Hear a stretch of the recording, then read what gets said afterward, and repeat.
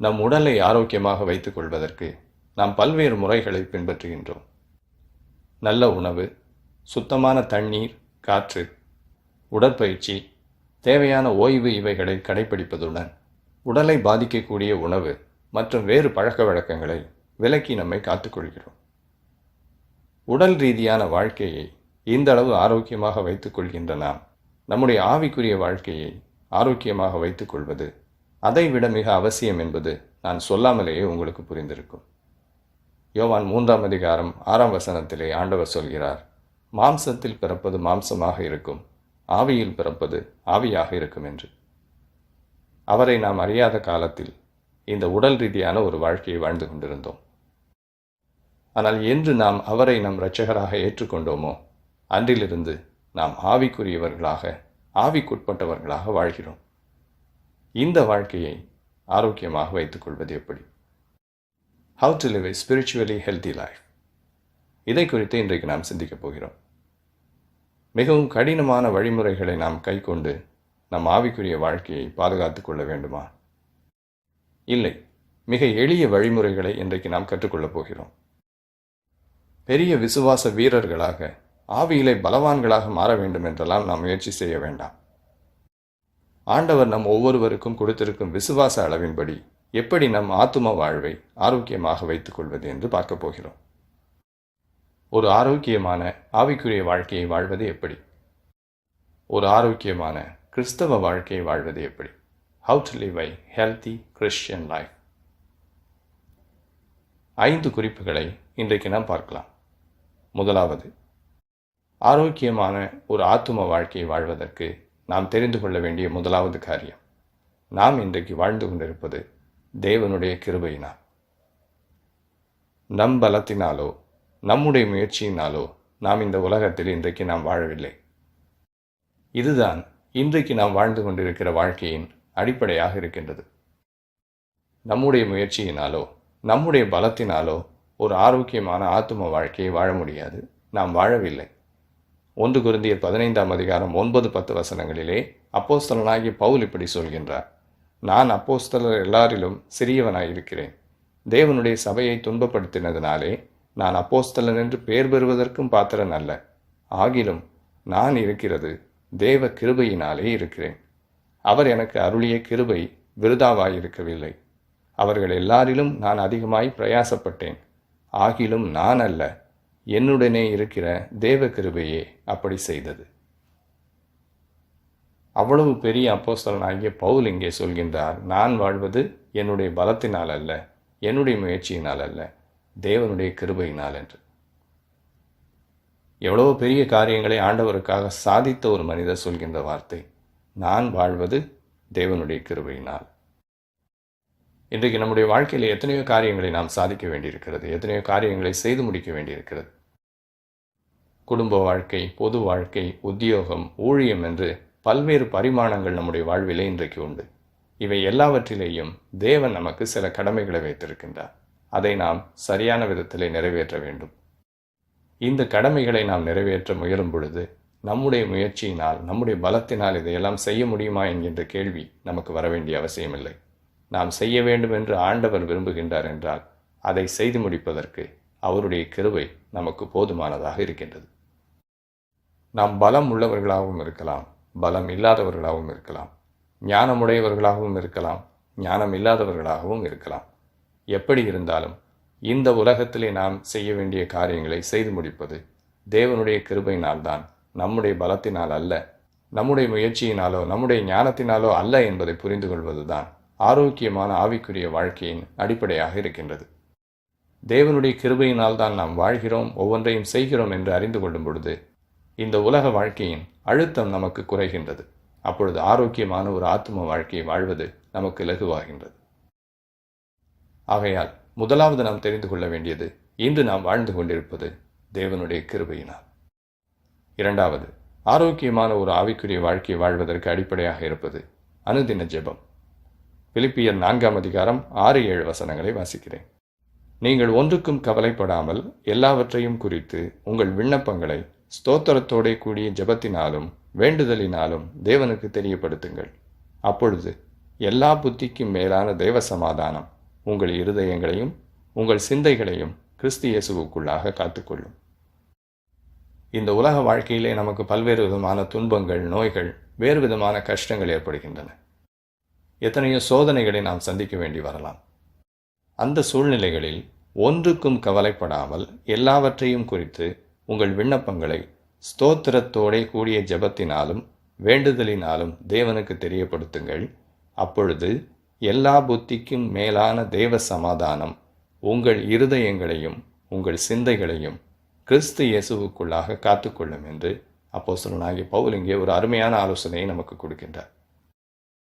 ஆக ஆரோக்கியமான ஒரு ஆவிக்குரிய வாழ்க்கை வாழ்வதற்கு அடிப்படையாக இருக்கின்ற மற்றும் ஒரு காரியம் அனுதின ஜெபம். மூன்றாவது, வேத தியானம். தேவனுடைய வார்த்தை தான் நம் ஆவிக்குரிய வாழ்வின் அனுதின உணவு. இந்த உலகத்திலே நாம் உயிர் வாழ்வதற்கு, இந்த உடலை காத்துக்கொள்வதற்கு எப்படி உணவு அவசியமாக இருக்கின்றதோ, அதேபோல ஆவிக்குரிய வாழ்க்கையை வாழ்வதற்கு, நம்முடைய ஆத்துமாவை காத்துக்கொள்வதற்கு அவசியமாக இருப்பது ஆண்டவருடைய வார்த்தை. வேதத்தை ஏன் நாம் தினமும் வாசிக்க வேண்டும் என்கின்ற செய்தியை ஏற்கனவே நீங்கள் கேட்டிருப்பீர்கள். தினமும் நாம் வேத வார்த்தைகளை வாசிப்பது மிகவும் அவசியமான ஒரு காரியம். மத்தேயு 4:4 ஆண்டவராகிய இயேசு கிறிஸ்து இப்படி சொல்கின்றார்: மனுஷன் அப்பத்தினாலே மாத்திரமல்ல, தேவனுடைய வாயிலிருந்து புறப்படுகிற ஒவ்வொரு வார்த்தையினாலும் பிழைப்பான். உடலுக்கு தேவையான உணவு இருக்கின்றதே, அது கிடைக்காவிட்டாலும் கூட தேவனுடைய வார்த்தை இருந்ததென்றால் இந்த உலகத்திலே ஒரு மனிதனால் பிழைக்க முடியும் என்று ஆண்டவர் இங்கே சொல்கின்றார். அந்த அளவு தேவனுடைய வார்த்தை இன்றியமையாததாக நமக்கு இருக்கின்றது. ஆகையால் நல்ல ஒரு ஆவிக்குரிய வாழ்க்கையை வாழ்வதற்கு தினமும் வேத வார்த்தைகளை நாம் வாசிக்க வேண்டும், தியானிக்க வேண்டும். 1 பேதுரு 2:3 பேதுரு இப்படி எழுதியிருக்கின்றார்: நீங்கள் வளரும்படி புதிதாய் பிறந்த குழந்தைகளைப் போல திருவசனமாகிய களங்கமில்லாத ஞானப்பாலின் மேல் வாஞ்சையாயிருங்கள். ஆகையால் நல்ல ஒரு ஆவிக்குரிய வாழ்க்கையை, ஆரோக்கியமான ஆத்தும வாழ்க்கையை இந்த உலகத்திலே நாம் வாழ்வதற்கு ஆண்டவருடைய வார்த்தைகள் மிக மிக அவசியம். நான்காவதாக நாம் தெரிந்து கொள்ள வேண்டியது, இந்த உலக வாழ்க்கையில் தேவையில்லாத பாரங்களை நாம் தூக்கி கொண்டு சுமக்கக்கூடாது.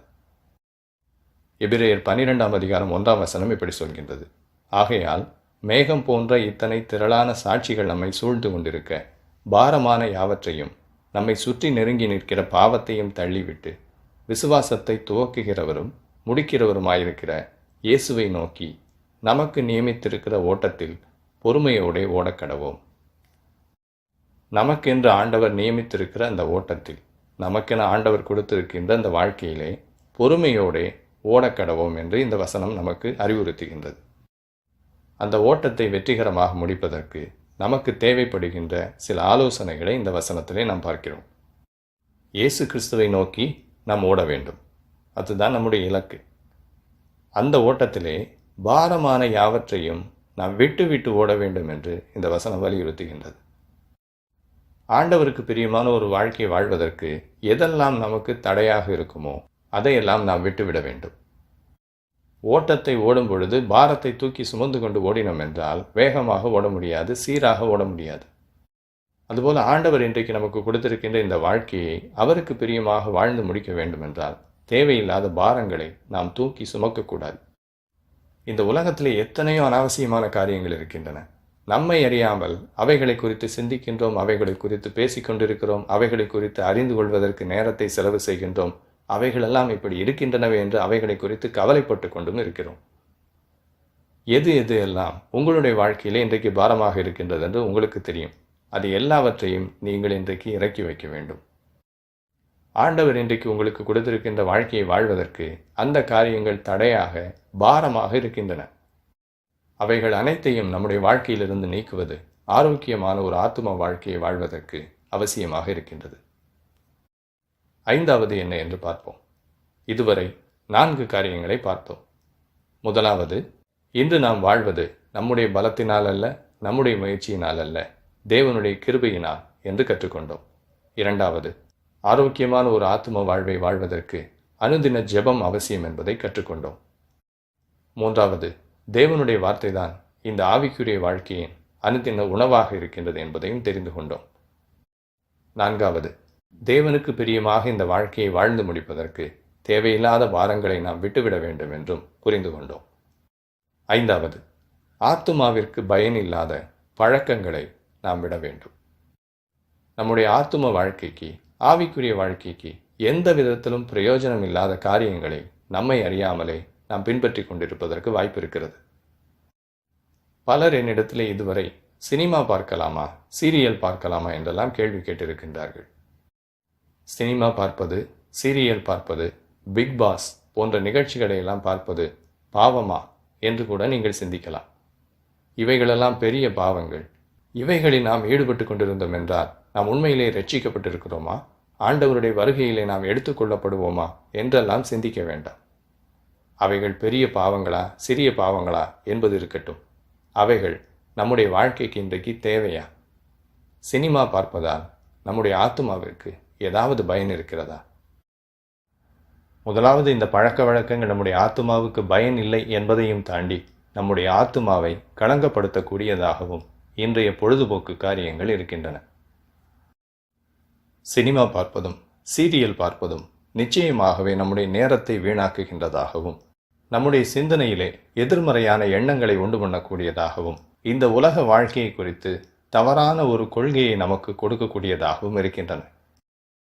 அது மட்டுமல்ல, வன்முறை, கோபம், விரோதம், தந்திரம் இதுபோன்ற தேவனுக்கு பிரியமில்லாத காரியங்களை நமக்குள்ளே திணிக்கின்ற ஒரு ஊடகமாகவும் சினிமாவும் சீரியலும் பயன்பட்டு வருகின்றன. ஆபாசம், கவர்ச்சி இவைகளும் கூட இன்றைய பொழுதுபோக்கு அம்சங்களின் அடிப்படையாக இருக்கின்றன. ஆகையால் நம்முடைய பொழுதை போக்குவதற்காக இவைகளை நாம் பார்க்கும் பொழுது இந்த உலகத்தின் காரியங்கள் நம்மை அறியாமலே நமக்குள் திணிக்கப்படுகின்றன.